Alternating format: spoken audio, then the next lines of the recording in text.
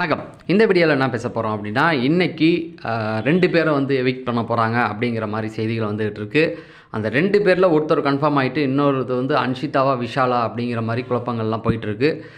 அதுக்கப்புறமேட்டுக்கு வந்து இன்றைக்கி ஃபஸ்ட்டு சேவ் யார், இது எல்லாத்தையுமே தான் இந்த வீடியோவில் டிஸ்கஸ் பண்ண போகிறோம். நீங்கள் இன்னும் நம்ம சேனலை சப்ஸ்கிரைப் பண்ணலன்னா சப்ஸ்கிரைப் பண்ணிடுங்க. இப்போ வாங்க நம்ம வீடியோக்குள்ளே போகலாம். முதல்ல வந்து இந்த ஓட்டிங் கடைசி நாளில் ஓட்டிங் எப்படி இருக்குது அப்படிங்கிறத பார்த்துருவோம். யார் யார் என்னென்ன இடத்துல இருக்காங்கன்றதை ஷார்ட்டாக சொல்லிடுறேன். அது சொன்னால் தான் உங்களுக்கும் புரியும்.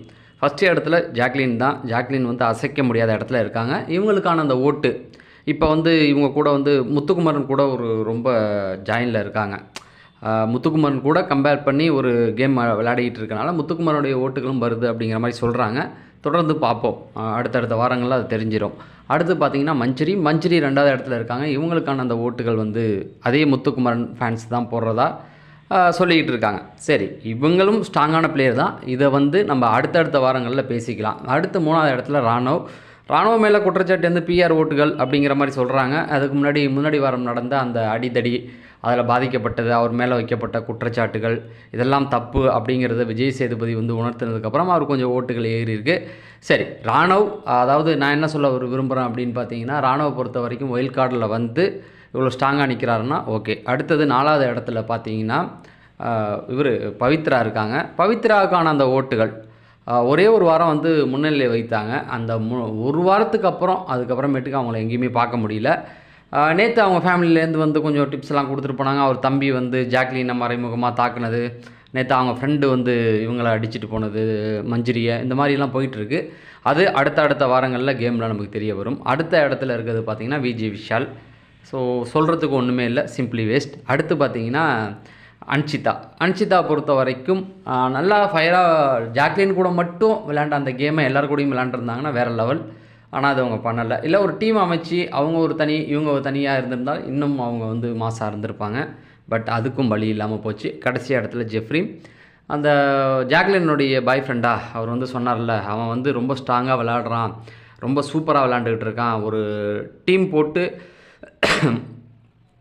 மைண்டில் வந்து என்ன அவன் நினச்சிருக்கான் அப்படின்னா, அந்த கேர்ள்ஸை வச்சு அவங்க கூட அப்படியே நின்று யார் கூட ஓட்டுருக்கோ அவங்க கூட அப்படியே இருந்து தன்னை ஒரு சின்ன பையன் ரொம்ப கஷ்டப்படுறவன் அப்படிங்கிற மாதிரியான ஒரு தோரணையில் நின்றுக்கிட்டு எல்லார்ட்டையும் அந்த அன்பை பெற்று வாழ்ந்துகிட்டு இருக்கான் அப்படிங்கிற மாதிரி அவர் உடச்சி விட்டு போனார். ஸோ இதுதான் ஓட்டிங். இப்போ இந்த ஓட்டிங்கில் கடைசி இடத்துல இருக்க ஜெஃப்ரியை வந்து தூக்கலான்னு முடிவு பண்ணிட்டாங்க.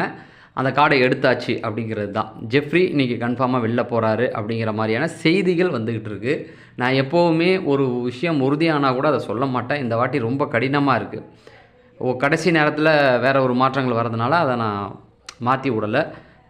அவர் தான் போகிறாரு அப்படிங்கிற மாதிரியான செய்திகள் வந்துக்கிட்டு இருக்குது. அடுத்து இந்த பக்கம் பார்த்தீங்க அப்படின்னா 2வது எவிக்ஷன் யார் அப்படின்னா கண்டிப்பாக அனுப்பி தான் ஆகணும், இல்லைன்னா ரொம்ப கஷ்டமாக போயிடும் இந்த வாரம். அடுத்தடுத்து 3 வாரம் தான். 3 வாரத்தில் இவ்வளோ பேர் இருக்கக்கூடாது. கேம் வந்து ரொம்ப டிஸ்டர்ப் ஆகிரும். மற்றவங்களுக்கெலாம் குழப்பம் வந்துடும். இதெல்லாம் வந்து அவங்களால கண்டென்ட் கொடுத்தாலும் பரவாயில்ல, கண்டென்ட் கொடுக்குறவங்கள வச்சுட்டு தேவையில்லாமல தூக்கிறது பெட்டர். அதனால வந்து அன்ஷிதாவை தூக்குற மாதிரியான செய்திகள் போயிட்டுருக்கு. ஏன்னா இனிமேல் அவங்கக்கிட்டேருந்து கண்டென்ட் வரத்துக்கு வாய்ப்பே கிடையாது அப்படிங்கிறது நல்லா தெரிஞ்சு போச்சு. இது வந்து ஜாக்லின் மஞ்சரிக்கு வந்து கூட டஃப் கொடுப்பாங்க அப்படின்னு எதிர்பார்த்தா கூட அவங்க சண்டை தான் போடுவாங்க.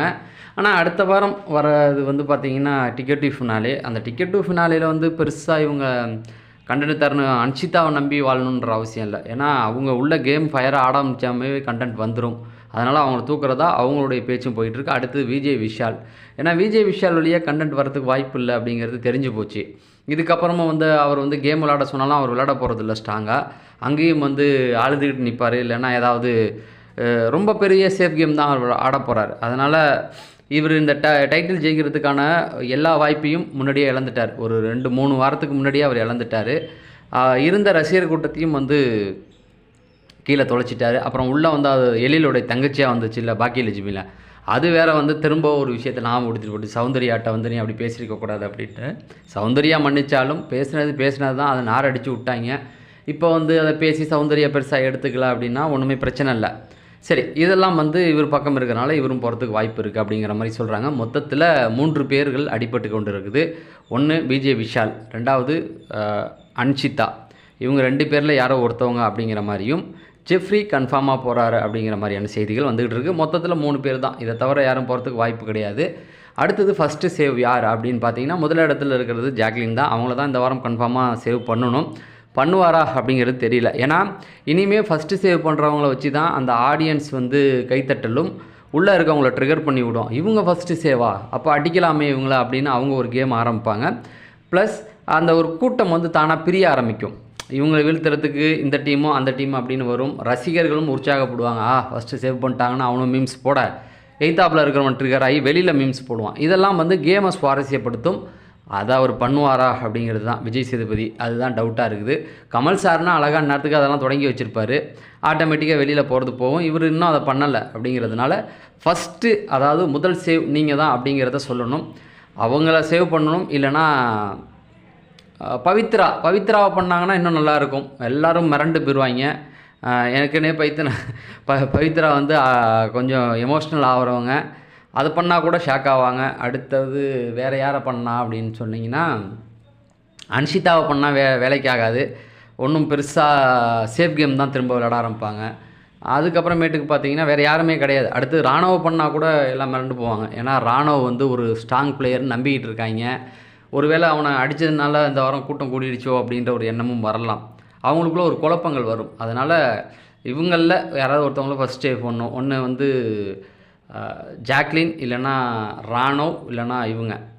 மஞ்சரியை பண்ணலாம். ஆனால் அரங்கம் அதிர அளவுக்கு கைத்தட்டல் அவங்களுக்கு வெளியிலேருந்து வருமா அப்படிங்கிறது ஒரு டவுட் இருக்குல்ல மஞ்சரி மேலே. அதனால் அதை ஈஸியாக கண்டுபிடிச்சிருவாங்க. மஞ்சரிக்கு வந்து கைத்தட்டல் எல்லாம் சேவ் பண்ணால் முத்துக்குமரனுடைய ஓட்டுகள் அவங்களுக்கு வந்துருச்சு போல் அப்படின்ற ஒரு எண்ணம் வந்து அவங்களுக்கு வந்துடும். இப்போ மற்றவங்களுக்குன்னா இப்போ ஜாக்லினுக்கு அந்த எண்ணம் வராது, ராணுவுக்கு வராது. ஏன்னா அவன் நிறையா இடத்துல சேவ் பண்ணியிருக்கான், கைத்தட்டல் வாங்கியிருக்கான். இதெல்லாம் வந்து போகும். ஆனால் விஜய் சேதுபதி இதை பண்ணுவாரா அப்படிங்கிறது வந்து தெரியல. இது எல்லாத்தையும் தாண்டி விஜய் சேதுபதி என்னென்ன இன்றைக்கி பேச வாய்ப்பு இருக்குது அப்படின்னு பார்த்தீங்கன்னா, இந்த வாரம் பேசுகிறதுக்கு நிறைய வாய்ப்புகள் எதுவுமே இல்லை. ஏன்னா பேச வேண்டிய வாரத்திலே சும்மா இருந்துட்டு போனவங்க இந்த வாரம் என்ன பேச போகிறாங்க அப்படின்னா, இன்றைக்கி ஃபுல்லாகவே வந்து இந்த ஃபேமிலியிலேருந்து வந்தாங்க, எப்படி ஃபீல் ஆணுச்சு அப்படிங்கிற ஒரு உங்களுடைய மனநிலை எப்படி இருந்தது அப்படின்றத கேட்பார். உங்கள் ஃபேமிலியிலேருந்து என்ன சொன்னாங்க அப்படிங்கிறத கேட்டு தெரிஞ்சுக்குவார். அதுக்கப்புறமேட்டுக்கு இன்னொரு வேலையை பார்த்து விடுவார். இந்த முரண்பாடு சொன்னாங்க இல்லையா ஒவ்வொரு ஃபேமிலியில், அது வந்து யாராருக்கு கஷ்டப்படுத்துச்சு அப்படிங்கிறத பேசுவாங்க. இது ஒரு இடத்துல வந்து மற்றவங்கள ட்ரிகர் பண்ணும். இப்போ உதாரணத்துக்கு பவித்ரா வீட்டில் சொன்னது வந்து ஜாக்லினுக்கு வந்து ஆகலை. அதே போல் மஞ்சரி, பவித்ராவுடைய ஃப்ரெண்டு சொன்னது வந்து மஞ்சரிக்கு ஆகலை. இப்போ அருணுடைய ஃபேமிலியிலேருந்து வந்து சொன்னது, இப்படி ஒவ்வொருத்தவங்க ஃபேமிலியிலேருந்து ஒன்று சொன்னாங்க இல்லையா. முக்கியமாக ரயான் அக்கா வந்து சொன்னது வந்து நிறைய பேருக்கு வந்து கடுப்பானுச்சு. இது எல்லாத்தையும் வந்து அது வந்து மஞ்சரி முத்துக்கு வந்து இதானுச்சு. இதெல்லாம் வந்து அடுத்த ஒரு விவாதத்துக்கு போகும். அதுக்குள்ளே ஒரு குழப்பம் வரும். இதுதான் வந்து இன்றைக்கி ஃபுல்லாக வந்து நடக்குமே தவிர பெருசாக வேறு எதுவும் நடக்கிறதுக்கு வாய்ப்பு இல்லை. நாளை எபிசோடு பொறுத்த வரைக்கும் வந்து ஏதாவது குழு கொடுக்கறதுக்கு வாய்ப்பு இருக்குது. அடுத்த டிக்கெட் ஃபினாலே எப்படி இருக்குது அப்படி இருக்குது, அந்த மாதிரி தான் போகும். இன்னும் செய்திகள் உறுதியாக எதுவும் வரல. இந்த நாமினேஷன் யார் ஃபஸ்ட்டு சேவு, அதுக்கப்புறமேட்டுக்கு வந்து யாரை வந்து இந்த வாரம் வெளியே அனுப்ப போகிறேன், இந்த மாதிரியான செய்திகள் மட்டும்தான் வந்துக்கிட்டு இருக்குது. தொடர்ந்து நிறையா அப்டேட்கள் கொடுப்போம், ஈவினிங்கில் கொடுப்போம் அப்படின்னு சொல்லி நான் விடைபெறேன். நன்றி, வணக்கம்.